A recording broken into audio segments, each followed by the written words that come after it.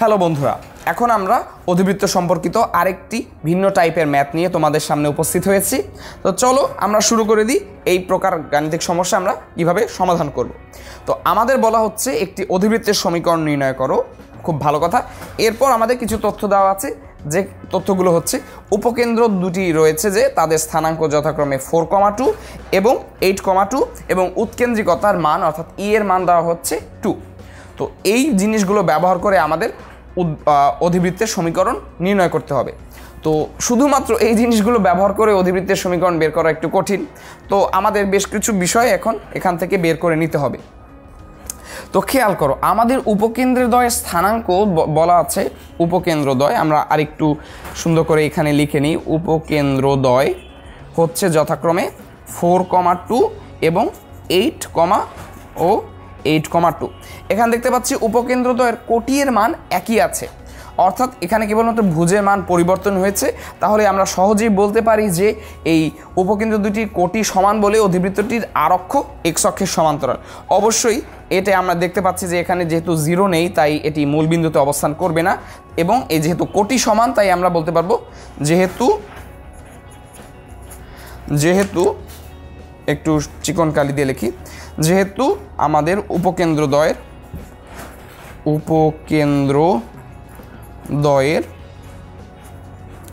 কোটির মান সমান, তাই আমরা কি বলতে পারি, তাই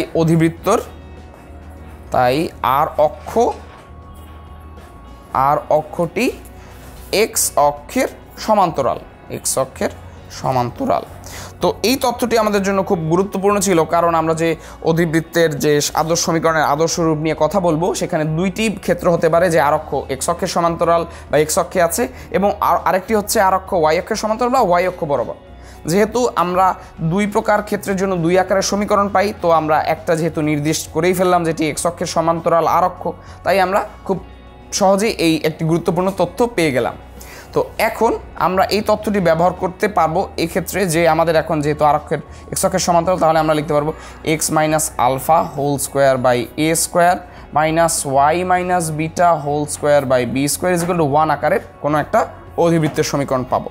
তো আমরা এখান থেকে শুধুমাত্র এই যে রূপটি হবে এটি বের করেছি, আর কিছু বের করতে পারিনি। চলো আর কি কি বের করা যায় আমরা দেখি। তো আমাদের বলা হচ্ছে উপকেন্দ্র যে রয়েছে সেই উপকেন্দ্রদ্বয়ের দূরত্ব কিন্তু আমরা সহজেই এখান থেকে বের করে ফেলতে পারি। তো উপকেন্দ্রদ্বয়ের দূরত্ব কীভাবে বের করবো, যেহেতু কোটির মান সমান, তাই এই যে ভুজের যে পার্থক্য সেই ভুজের পার্থক্যটাই হবে আমাদের উপকেন্দ্রকার দূরত্ব। তোমরা একটু অধিবৃত্তের ছবিটা যদি চিন্তা করে নিতে পারো তাহলে কিন্তু খুব সহজেই দেখতে পাবে যে আমাদের কেন আমাদের অধিবৃত্তের ছবিটা চিন্তা করে নিলে দেখতে তোমরা এখন খুব সহজেই অধিবৃত্তের সেই ছবিটা একটু চিন্তা করে যদি নাও তাহলে দেখতে পাবে যে এখান থেকে শুধুমাত্র আমরা ভুজের যে দৈর্ঘ্যের যে পার্থক্য সেটি নির্ণয় করলেই আমরা উপকেন্দ্রদ্বয়ের মধ্যকার দূরত্ব বের করে ফেলতে পারবো। আমরা জানি উপকেন্দ্রদ্বয়ের মধ্যকার দূরত্ব উপকেন্দ্রদ্বয়ের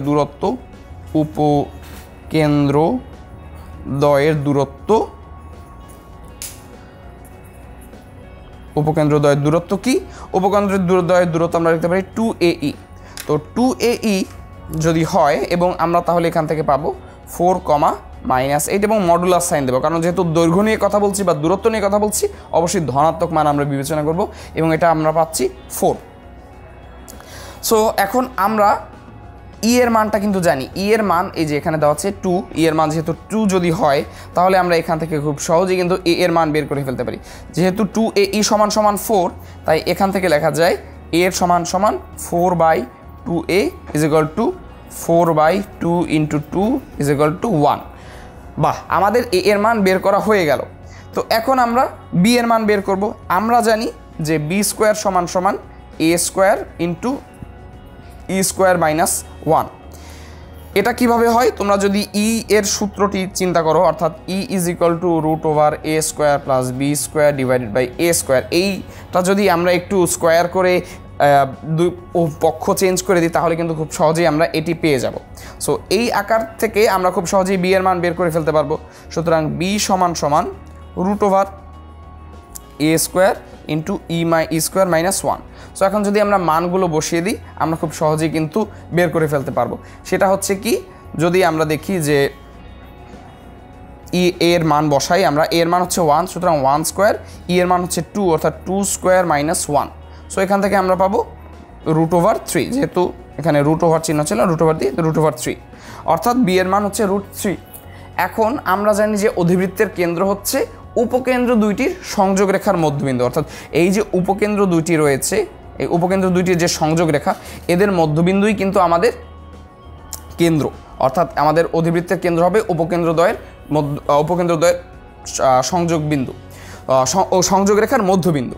সুতরাং আমরা যে মানগুলো বের করে ফেলেছি এই উপকেন্দ্রের, সেই উপকেন্দ্রের মান থেকে বা দেওয়া আছে আমাদের উপকেন্দ্র, সেখান থেকে খুব সহজেই আমরা অধিবৃত্তের কেন্দ্র নির্ণয় করে ফেলতে পারি। কেন্দ্রটা তাহলে কি আসছে,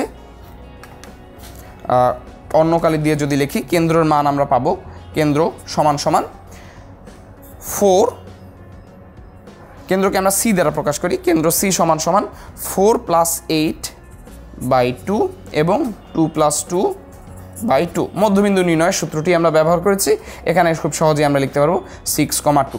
সুতরাং আমরা কেন্দ্র পেয়ে গেলাম, আমরা এ বি পেয়ে গেলাম, এবং আমাদের মোটামুটি সবগুলো মান এইখান থেকেই আমরা পেয়ে গেছি। সুতরাং 6 কেন্দ্র বিশিষ্ট অধিবৃত্তের সমীকরণ কি হবে, যেখানে এ এর মান 1 এবং বি এর মান হচ্ছে √3। খুব সহজেই আমরা লিখে ফেলতে পারবো যে এই আকারের সমীকরণ থেকে যে এই সমীকরণটি হবে এরকম দেখতে, x minus alpha whole square by A square, এখানে আসলে স্কোয়ার দিতে ভুলে গেছি, এখানে স্কোয়ার হবে, এবং minus Y minus beta whole square by B square is equal to 1। এবং আমরা যদি মানগুলো বসিয়ে দিই তাহলে খুব সহজেই পাবো x minus 6 whole square by A square, হচ্ছে এ এর মান যেহেতু 1 তাই 1 square, minus Y minus beta, beta কত 2, যেহেতু এটা হচ্ছে আলফা এবং এটা হচ্ছে বিটা, আলফা এবং বিটা, সুতরাং এটা হচ্ছে 2 এবং সি বি স্কোয়ার, বি হচ্ছে √3, বা তার মানে b square is equal to 3 is equal to 1। এটাই হচ্ছে আমাদের কাঙ্ক্ষিত অধিবৃত্তের সমীকরণ। তাহলে আমরা খুব সহজেই যে আমাদের মানগুলো দেওয়া ছিল সেগুলো ব্যবহার করে আমরা আমাদের কাঙ্ক্ষিত অধিবৃত্তের সমীকরণ নির্ণয় করে ফেলেছি।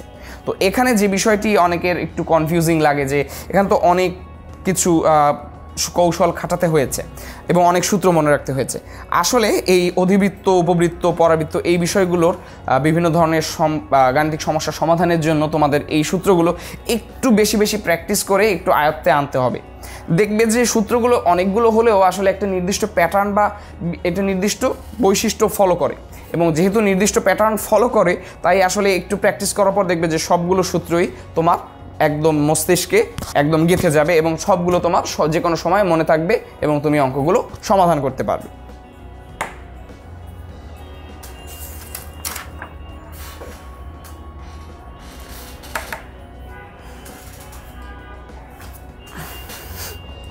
শাওন একটু কষ্ট করবে, এখন এটা চাপাই দিতে পারো, রুমটা ঠান্ডা হয়েছে, ইনাফ।